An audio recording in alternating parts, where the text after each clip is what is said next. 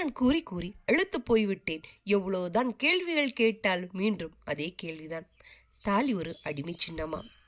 அப்படி அடிமை சின்னம் என்று கூறுபவர்களே சுதந்திர சின்னத்தை ஏன் திருமணத்தின் போது அணிவிக்கலாமே?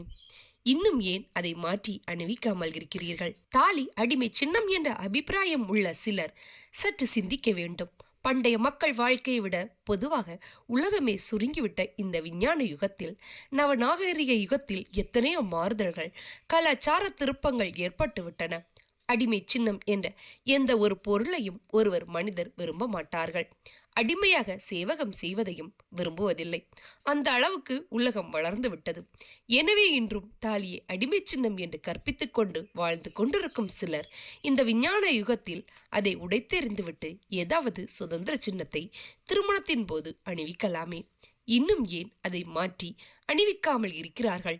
இதிலிருந்தே தாலி அடிமை சின்னம் அல்ல என்பதை புரிந்து கொள்ள முடிகிறதல்லவா? இதிலிருந்து தாலி அடிமை சின்னம் என்று கூறுவது பொருத்தமற்றதாகும்.